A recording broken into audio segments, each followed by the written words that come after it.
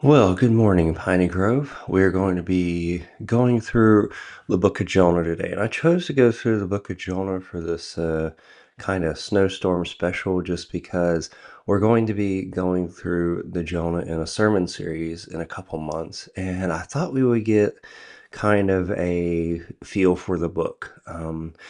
The book of Jonah is often miscredited as like a book for children just because of the fish story. And everyone knows the book of Jonah mainly for the fish story, but Jonah is so much more. It's such a deeper story. And Jonah truly is the everyday Christian. Jonah is all of us at some point in our lives. We're going to be a Jonah. Um, it's not intentional. It's not, we're not trying to do it. It just happens. I mean, God says go and we say no. And it is unfortunate, but Jonah has a lot to teach us about who we are as believers and how we can avoid making the same mistakes Jonah makes. Because while Jonah's mistake is very serious, it's no more serious than when God asks us to go talk to somebody and we don't. That's what Jonah did. Jonah just got sent a big whale, and most of the time we won't have that happen. So, beginning in chapter 1, we see that we're introduced to Jonah. Now, whether Jonah actually writes this book or someone else writes it after hearing his story, um, kind of up to debate. I would argue that Jonah writes it, or at least Jonah tells it to a scribe, and a scribe writes it down for him. But either way, we have Jonah's story beginning in verse 1. Now the word of Yahweh came to Jonah, the son of Amittai, saying, Now, we have right off the bat an introduction to Jonah. Jonah is the son of Amittai, and we see in Kings who this is. He is a priest. His father is a leader in the kingdom of Israel. He is a very important figure, and Jonah is following in his father's footsteps, and Jonah has become a prophet. Now, as we go, we see in verse 2 that here we get the call. So it says, Arise, go to Nineveh, that great city, and call out against it, for its evil has come up before me. Yet Jonah arose and to flee to Tarshish from the presence of Yahweh. So he went down to Joppa, found a ship which was going to Tarshish, and paid its fare, and went down into it to go with him to Tarshish from the presence of Yahweh. So we have an introduction of what has happened here. So Jonah is told to arise and go to Nineveh, that great city. You can imagine Jonah. He's fast asleep. He is being stirred awake. He is likely in Jerusalem and he's being awakened. And God tells him to go to Nineveh, that great city. Now, Nineveh is a terrible city. They are great in size and great in number, and their structural and civil engineering is light years ahead of its time. They have sewage, they have plumbing to some extent. It is a fantastic city, very large, very imposing, and will one day be the future site of Babylon. But it's not great in a moral sense. Nineveh is known for being very harsh, very unkind to the people of Israel and the people of Judah. They are very, if you, I mean, for lack of better words, they are disturbing. Their favorite way of torture somebody is to skin them alive, which is terrible, and I hate to say it, but that's what they did.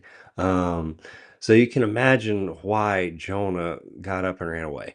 So God says, "Get up, go to Nineveh, that great city, call out against it, for their evil has come up before me." So God has seen this evil, and He's sending them a prophet. They're sending them Jonah. Now this is interesting because prophets normally don't go to other places. They don't go outside of Israel. But now we have Jonah making a trip outside of Israel to its enemy to say, repent. Come back to God. Come to God for the first time in your lives and first time in your civilization, or you will be destroyed. So Jonah begins to make his journey. He doesn't want to go, obviously. So in verse 3, he begins to flee. Notice his direction. Every part of this story has a purpose, direction, location. All of it is theologically important. And Jonah says, yet Jonah arose to flee to Tarshish from the presence of Yahweh. So he went down. Look at that word right there. He goes down.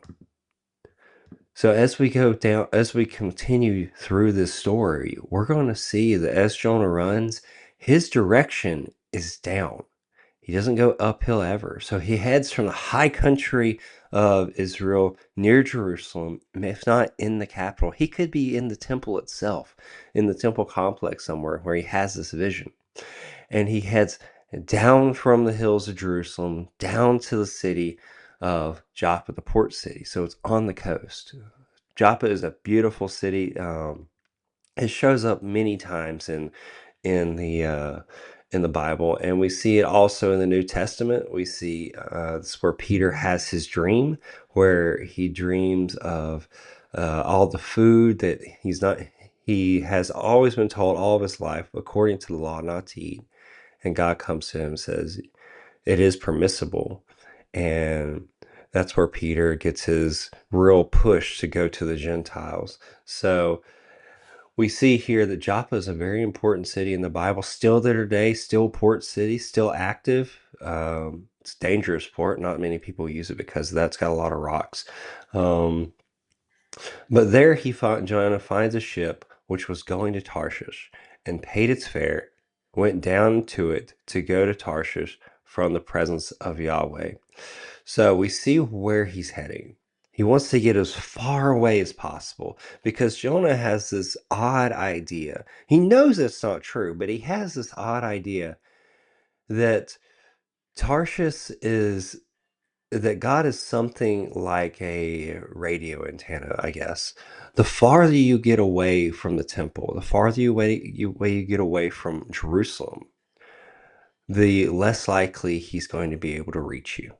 So that's where Jonah goes. Jonah makes this trek, he makes this journey to Tarshish to get away from God. He thinks the farther he gets away from the land of Israel, the farther he'll get away from God. Now, this was a common belief in that time. All these different nations, all these different cultures, they all thought their gods were like this. If they got away from the land, their God couldn't reach them. So this was like idols also. The farther you get away from an idol, the farther you get away from it, the less likely it is to be able to reach you. So we have Jonah having this idea. He knows it's not true. We see later on, he knows for a fact this is not true. But he's kind of hopeful. And we can't blame Jonah for being hopeful a little bit here because he wants to get away from this call. He doesn't want to go to sit in Nineveh because he believes they're going to kill him. And he also knows that God will do a miraculous work in that city, and he wants to see the city destroyed. He hates these people. So we go on to verse 5, and he says in verse 4, but Yahweh hurled a great wind onto the sea, and it was great, and there was a great storm on the sea, and that the ship gave thought to break apart. Now, this is pretty interesting because because other translations don't translate this quite this way. It is the most accurate way to translate it, but many translations get away from it because it sounds weird. It just reads odd. And there's a purpose behind it, though. So remember, Jonah has went down to Tarshish. Now he's went down into a ship, and now he's went down into the very bottom of that ship, and that's where he's gone to sleep. But as we see here, we're going to see that Yahweh's hurled this storm, this great wind on the sea, and the ship is rocking back and forth. The ship is groaning, it's moaning. You can hear the wood cracking and popping. You can hear the sail being torn apart. So he gives the ship an identity, and this is some irony here from the Hebrew irony. It's kind of dry, it's kind of interesting, but it said the ship was so bad it even thought it was going to break up. So terrible storms, terribly bad storm, very interesting use of language, but it paints a picture of how bad the storm is. I mean, I'm sure you've been in someone's car sometime and it's not running the great, and someone pats the dash and say, "Come on, old girl, you can do it," or something like that. Or that's kind of the idea here. Given personifying the car, personifying the ship, giving it its own personality, and just to show how bad the storm is. So in verse 5, he continues, "Then the sailors became fearful, and every man cried out to his God, and they hurled the cargo which was in the ship into the sea to lighten it for them. But Jonah had gone down below into the innermost parts of the vessel, lain down and fallen deep asleep." So this is interesting. You can imagine what's happening on top, on the deck. People are hurling cargo into into the ocean. This is their livelihood. They were paid to take this cargo where they're supposed to take it. This is dangerous. You don't do this. But to save their lives, they're hurling the cargo overboard. Now, we get this idea of the as Jonah becomes worse and worse in his depravity and he's running from God, he goes down directionally. He also goes down spiritually. But as he goes down, this idea of hurling comes in. So God hurls the wind, the sailors hurl the cargo, and later on they're going to hurl Jonah right into the ocean. But as we go through this, notice Jonah. Jonah's not panicked. Jonah's not losing his mind. He's laying down in the bowels of the ship, the very bottom, and he's deep asleep. I think that teaches us something about us. Too often, when the world's falling apart all around us, we can be unaware of it. We can be so caught up in our sins, so caught up in this life we're trying to live, or so caught up in running away from God that everyone else around us is panicking. Everyone else around us can see that our life, that our world is falling apart, yet we do not see it. And that's the case with Jonah. So everyone's in a panic on the ship except for Jonah, who's fast asleep. We can see he's went down to the bottom of the ship. He's went down into the depths of consciousness. He's asleep. And in verse 6, so the captain came near to him and said to him, "How is it that you are deeply sleeping? Arise, call out to your God. Perhaps your God will be concerned about us so that we will not perish." So the captain is terrified. He cannot believe his eyes when he goes down and sees Jonah fast asleep, because this ship is rocking. It is on a roller coaster. It's riding these waves. This is not an ocean liner where you don't feel anything. This is a little wooden cargo ship. I mean, it's nothing. And Jonah is somehow sleeping through this.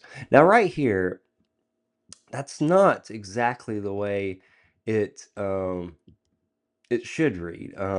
So when the captain comes down, he says, "How's it that you're fast asleep?" Um, he says it a little differently. It's kind of like an insult in the Hebrew. He kind of says, "Arise, O sleeper." Um, what's wrong with you, O sleeper? So he's kind of insulting Jonah du- uh, during it. But as we go through this, we'll see that Jonah kind of gets a lot of insults. So the captain says, "Call out to your God." Notice the little case G. So he's saying any God. I don't care who you call out to, just call it somebody. "Perhaps your God will be concerned about us, that we will not perish." Little g here because he doesn't know what God Jonah serves. So in verse 7, we continue this story. Jonah comes up on deck. He sees that everything's falling apart. Then each man said to the other, "Come, let us have the lots fall, so that we may know on whose account this calamity evil has struck us." So they had the lots fall, and the lot fell on Jonah. So they're casting lots. And they shake these objects in a kind of a cup. They throw them out, and all of them pointing to Jonah. So this is lots were seen as answers from God, answers from the divine. So when they all fell on Jonah, they knew right away, "Yep, you did it. What'd you do?" So they bombard him with questions. Then they said to him, "Tell us now, on whose account has this calamitous evil struck us? What is your occupation? Where do you come from? What is your country? From what people are you?" So they have all these questions for him, and they're angry. Notice the exclamation mark right now, right there, because they know Jonah's done something terrible. His God's after him. And notice what Jonah says. Notice I said earlier, Jonah sees God as kind of like this radio antenna. The farther he gets away from Jerusalem, the less strength God has. But look at what he says. He knows that's not true. And in verse 9 he says, "And he said to them, I am a Hebrew," so tells him who he is, "and I fear Yahweh, the God of heaven, who made the sea and the dry land." Notice that. Notice what Jonah says at the end.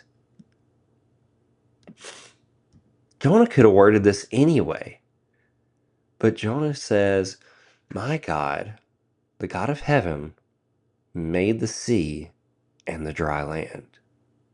So we have Jonah telling the people that my God made everything. And when you make everything, you control everything, you have power over everything. So what Jonah just told them is, my God has power over heaven, over the sea, and over the dry land. My God has power over everything. So you can imagine the men. Then the men became greatly fearful, greatly afraid, and they said to him, "What is this that you have done?" For the men knew that he was fleeing from the presence of Yahweh because he told them. So they know what he's done. He's terrified. And he's told them a little bit more than what we get here, because they figure out that he's fleeing from the presence of Yahweh. So they are absolutely terrified. They know what God Jonah serves. So in verse 11, so they said to him, "What should we do to you so that the sea may become quiet for us, may become calm for us?" For the sea was becoming increasingly stormy, increasingly tempestuous. It is a magnificent storm, far greater than what we have right now. This storm is a hurricane force kind of storm. This storm is going to kill them if they do not get it stopped. In verse 12, so he said to them, now Jonah knows the answer. Jonah could have had them take him in the direction of Nineveh. He could have got off the ship and just walked right to Nineveh. Could have done it. Storm would have stopped if they just would have corrected their course. And that's so common with our life. We get so caught up in everything going on. We just get so angry, and all we need is a course correction, and everything would be okay. But we don't do it. And in Jonah's case, he would rather die than have a course correction. And he says, "Lift me up and hurl me," again, hurl imagery here, "hurl me into the sea. Then the sea will become quiet for you. For I know that on the account of me, this great storm has come upon you." So Jonah knows. Jonah said, "Just kill me. I don't care. I'm not going to those people. Those people are terrible. I hate them." So in verse 13, however, notice Jonah, this prophet, this great prophet, has a lineage as a prophet, serves Yahweh, serves God in the universe, is willing to kill himself before he actually does his duty. But notice sailors. Verse 13, however, the men rowed desperately to return to dry land. and they could not, for the sea was becoming increasingly stormy against them. Then they called out Yahweh and said, Oh Yahweh, we earnestly pray, do not let us perish on account of this man's life, and do not put innocent blood on us. For you, O Yahweh, as you have pleased, you have done. Now, these people sound more like believers than Jonah ever does. So we see Jonah here, he's just, kill me. And these people are trying to save his life. And they're being true, genuine believers of who Yahweh is. They believe. And they don't want to kill Jonah. But they don't have a choice. Jonah won't tell them where to go. So in verse 15, so they lifted Jonah up and hurled him into the sea, and the sea stood still from its raging. Then the men greatly feared Yahweh, and they offered a sacrifice to Yahweh and made vows. And Yahweh appointed a great fish to swallow Jonah. And Jonah was in the stomach of the fish 3 days and 3 nights. So we see Jonah. Jonah went from the high country of Israel to the pinnacle of political and spiritual power. And he's went downhill to Tarshish. And then he went down morality because he paid off this guy to let him into his ship illegally. And then he went down into the bowels of the ship. So he went down even further. Then he went down into consciousness because he went to sleep. He went down in morality because he did not care about his life or about anyone on the ship, really. And then he went down into the water. He went down into the belly of this fish. In the next chapter, we're going to see he goes down to the bottom of the sea. And then he goes down into the bottom of his life. Jonah's spiraling. He is out of control. And he is not going to change unless something drastically happens. So God sends a fish to swallow him.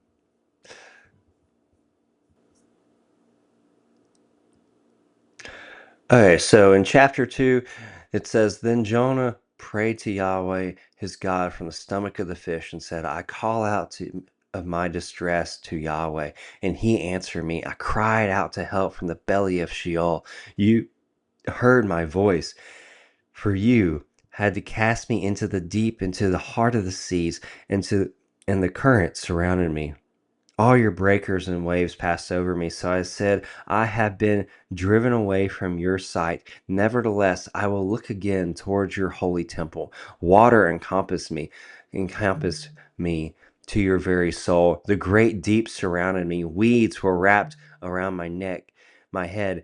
I went down into the base of the mountains. The earth with its bars closed behind me forever. But you have brought me up, my life from the pit. O Yahweh, my God, while my soul was fainting within me, I remembered Yahweh, and my prayers came to you, to your holy temple. Those who regard worthless idols forsake their loving kindness. But as for me, I will sacrifice to you with the voice of thanksgiving.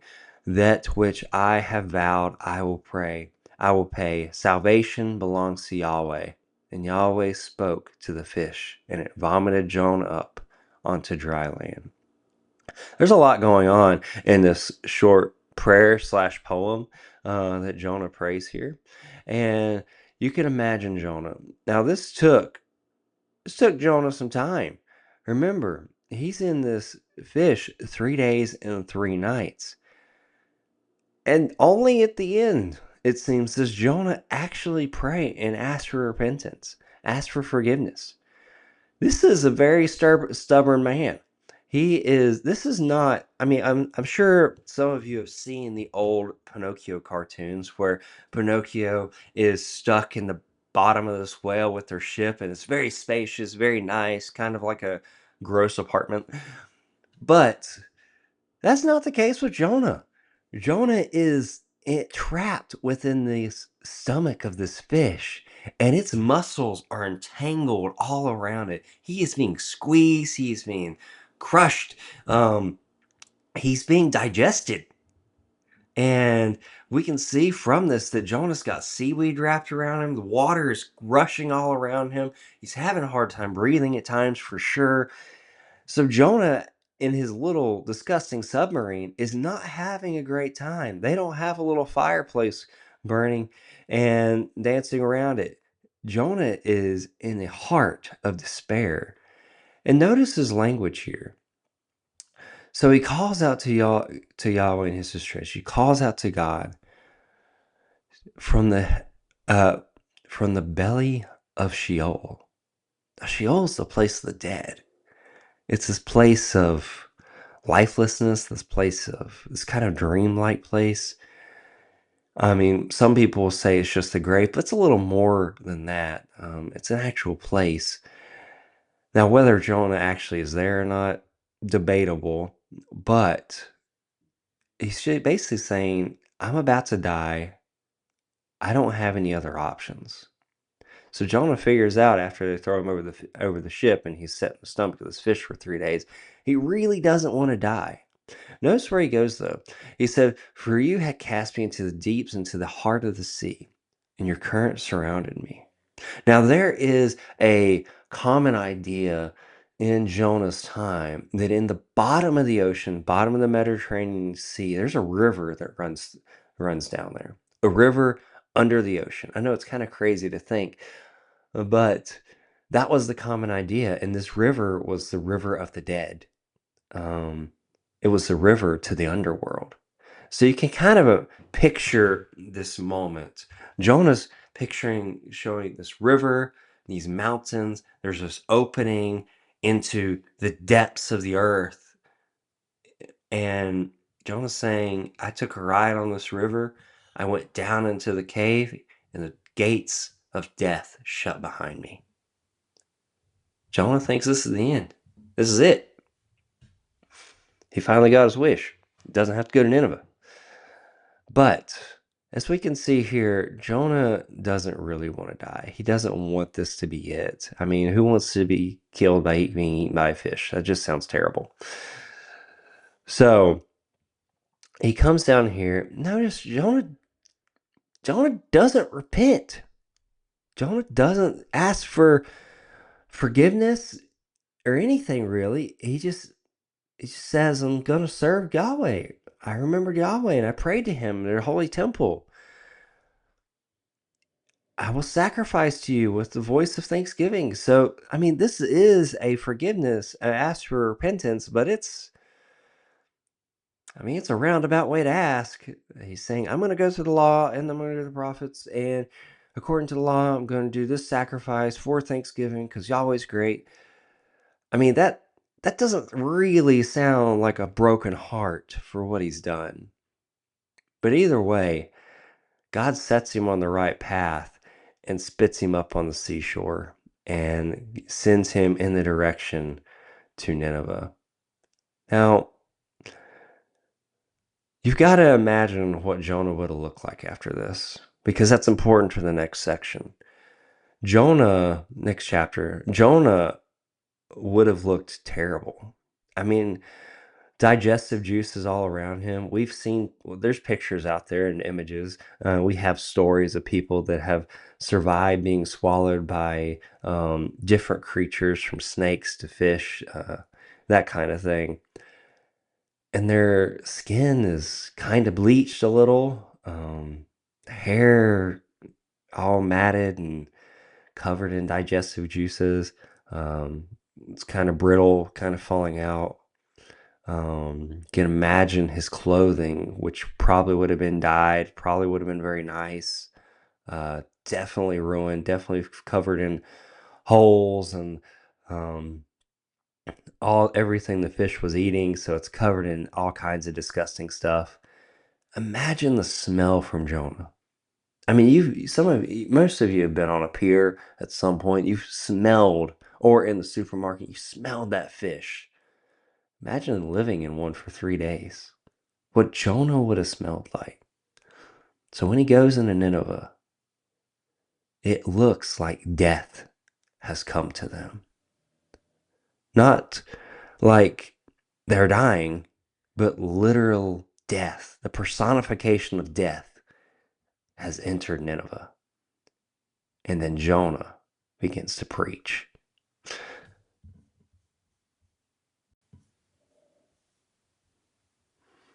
Okay, so chapter 3, Jonah actually makes it to Nineveh. And Jonah's been spit up by the fish. He's making his way there. And look at what it says. Now the word of Yahweh came to Jonah the second time, saying, now this is the second time God's asked him to do this. Um, and I mean, you can imagine being having your boss, or I mean, when your children having your parents say, I'm going to ask you once to do this. Yeah, that's what God does. Asked him once to do it, and second time, you better listen the second time. Um, so we have Jonah giving his second command from God, saying, arise, go to Nineveh, the great city, and call out against it, this very call which I am going to speak to you. So Jonah arose and went to Nineveh according to the word of Yahweh. Now Nineveh was an exceedingly great city, a 3 days walk. Then Jonah began to go into the city 1 day's walk, and he called out and said, yet 40 days, and Nineveh will be overthrown. Not a very detailed message. Um, I hope Jonah preached more than the bare minimum, because it looks like he just did the bare minimum. So we see, but just get the idea here. Jonah comes in. He's the personification of death. He smells of rotting fish and seaweed and that kind of thing. His skin is kind of bleached a little. I mean, he's a very dark skinned man, and to be kind of bleached and kind of ragged looking, his beard is like, I mean, it's tattered, it's matted, his hair's matted, he has probably seaweed in it still. I mean, his clothes are just destroyed. And he comes in the city and he opens his mouth and he preaches loudly, he preaches proudly, because Jonah's still a preacher, he's still a prophet. And he says, yet 40 days, Nineveh will be overthrown. And he goes to the city, preaches this. So you can imagine the rumors and everything going around when people are saying, death has come to our city, and it's saying in 40 days, we're all going to die. That's what Nineveh is experiencing. In verse 5, and the people in Nineveh believed in God, and they called and fasted and put on sackcloth, from the greatest to the least of them. Then the word reached the king of Nineveh, and he arose from his throne, laid aside his mantle from him, and covered himself with sackcloth and sat on the ashes. So it did not take long. This message that Jonah has given is not much. It's not deep. They don't know much about God because of this, other than the bare minimum what Jonah teaches them. But they know they must repent. And sackcloth and ashes, very common, very universal way of mourning and asking forgiveness in the ancient world. So everyone, from the least to the greatest, within days, does this. Remember, Jonah only makes it 1 day's walk into the city, and it reaches the king of Nineveh. And the king of Nineveh takes off his royal robes, lays aside his crown, lays aside everything that is royal, everything that is magnificent about him, and he basically puts on a potato sack and sits on ashes on the ground with ashes on his head. You can imagine if our president did that. That would be crazy. From this one preacher going around preaching, suddenly the president is now repenting and sitting in sackcloth and ash. That's what's happened in Nineveh. This fantastically great city, one of the greatest in the ancient world, which will one day have one of the 7 wonders of the world, the hanging gardens of Nineveh. This is a fantastic place, in some ways, futuristic place. It's kind of like the Dubai of the ancient world. And now their king is repenting. So in verse 7, and he cried out and said, in Nineveh, by the decree of the king and his nobles, Do not let man, animal, herd, flock taste a thing. Do not let him eat, and do not let them drink water. But both man and animal must be covered with sackcloth, and let man call on God in their strength, that each may turn from his evil ways and from this violence which is in his hands. Who knows? God may turn and relent and turn away from his burning anger so that we will not perish. Then God saw their works, and they turned from their evil ways. So God relented concerning the evil which he had spoken his word he would bring upon them, and he did not bring it upon them. Notice here,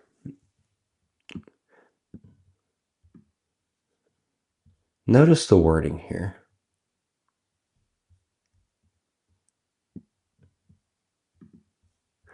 It's the same wording that the captain uses. The captain says, "Who knows? Maybe God will relent of us, relent of this anger. Maybe He will spare us." The king uses the same wording. He says, "Maybe, possibly, God will relent from His burning anger, and we might be saved." So we see Jonah going out. He's successful.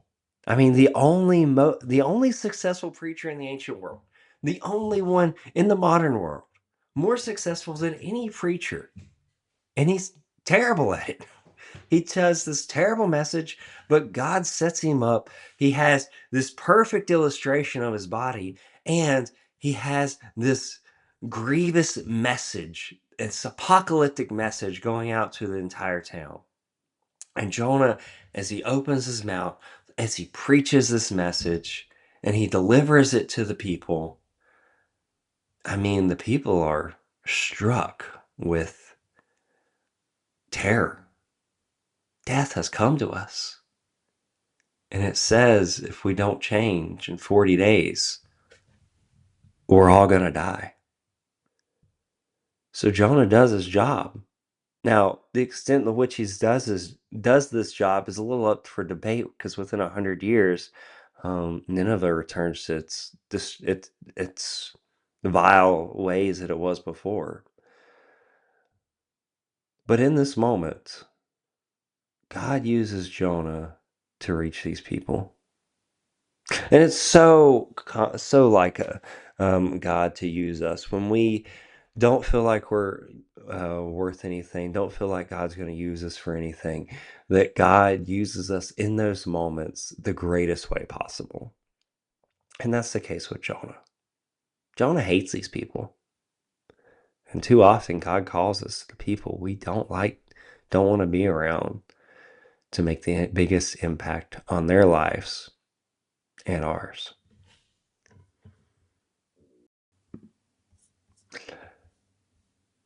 So in chapter 4, we have Jonah waiting to see what happens. So it begins, but this was a great evil to Jonah, and he was angry. Of course, Jonah was angry. He hates these people. And he prayed to Yahweh and said, "Ah, oh Yahweh, was not this my word to myself while I was still in my own land? Therefore I went ahead to flee to Tarshish, for I knew that you are a gracious and compassionate God, slow to anger and abounding in loving kindness, and one who relents concerning evil. So now, O Yahweh, please take my life from me, for death is better to me than life." And Yahweh said, "Do you have a good reason to be angry?" Now Jonah's furious. He's not only furious, he's depressed, he's discouraged. He thinks this is it. I mean, I'm a prophet in another land. I prophesied that these people will be destroyed at some point, and now God sent me to send a message to them, and now they're all repenting. Now they're all going to be okay. So Jonah prays this prayer, and we see here that the reason he really didn't want to go is because he knew that God was going to save these people.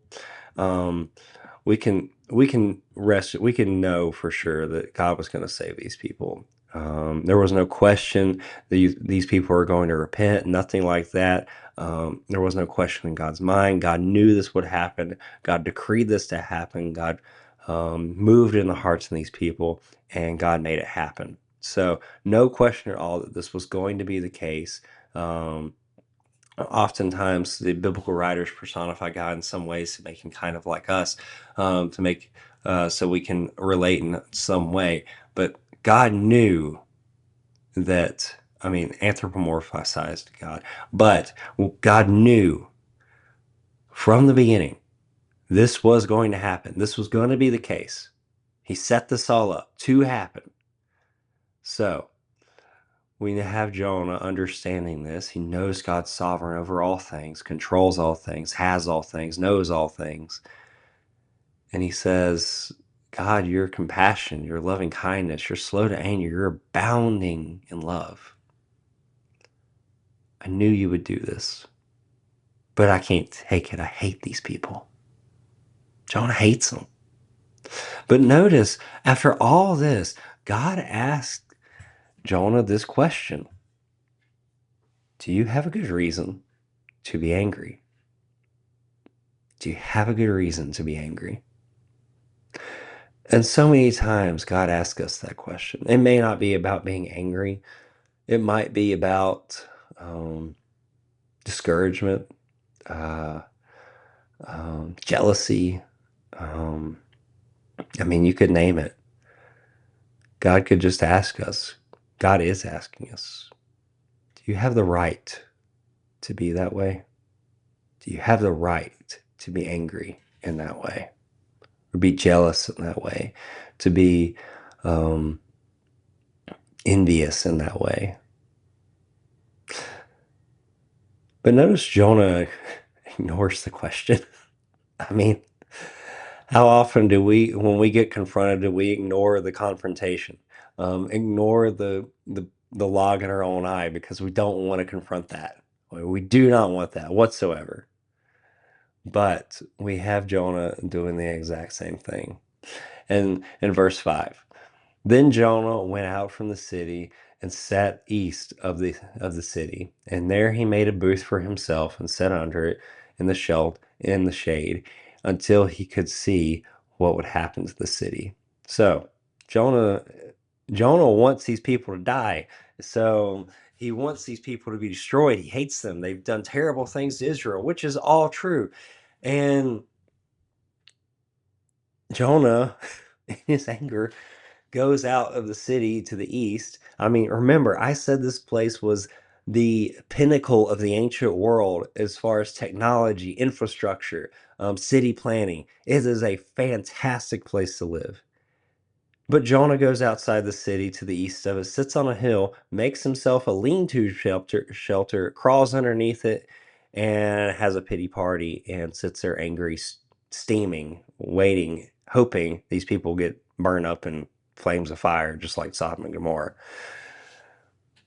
But notice what God does. God teaches Jonah. He tries his he does this. He teaches Jonah. Jonah finally gets the message, and we don't understand that here, but from the fact that we have this story proves that Jonah learned something from it. So in verse 6, so Yahweh God appointed a plant, and it came up over Jonah to be a shade over his head, to deliver him from his miserable evil. And Jonah was extremely glad about the plant. So Jonah loves this plant. Out of all of this that Jonah does, I mean, Jonah has wrecked some people's livelihood on that ship when they had to throw everything overboard because he wouldn't go the right way.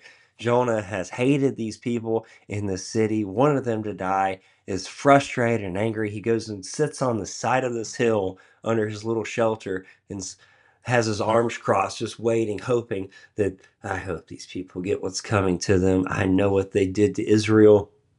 And Jonah and God begins the teaching.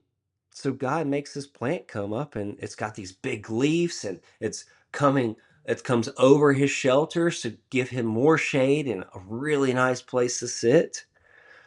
And it's funny that when the Latin Vulgate was being translated, the author, I believe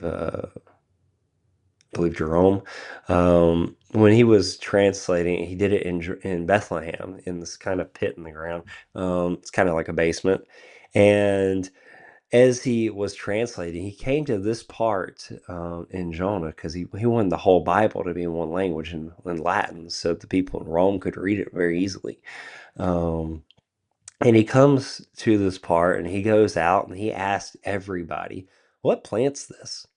And they tell him this plant, and they think it's this plant, and he gets the same answer from a lot of different people in Israel. He asks the rabbis, he asks the Christian leaders, he asks the local people, and they all give him the same answer. It's this plant. So he, instead of translating it um, plants as it is, uh,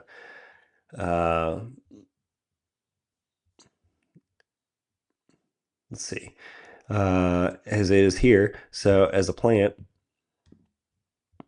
he put the name of the plant there. And everyone was in an uproar because he put the name of the plant instead of just writing a plant. And there were riots in the street because of that. So, a little sidetrack there. But um, so Jonah gets a plant. And in verse 7, but God appoints a worm. So notice what God appoints. God appoints a fish. God appoints a worm. God appoints this plant.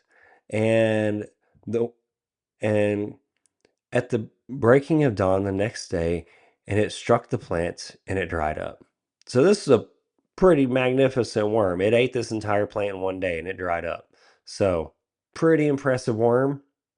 This worm came through, ate this plant in one night. I mean, I just have the picture of the Hungry Caterpillar books from when I was little.